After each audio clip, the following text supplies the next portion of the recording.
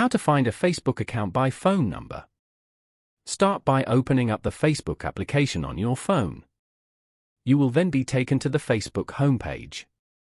Here, you can explore and view Facebook posts and pages.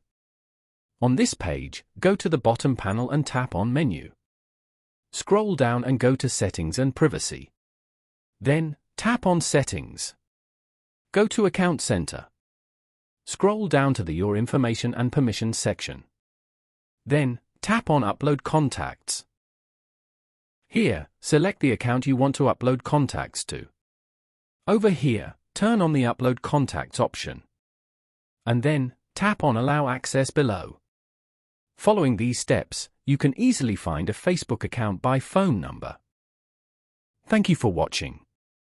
Please leave a like if this tutorial helped you, or leave a comment below if you have any questions related to the video.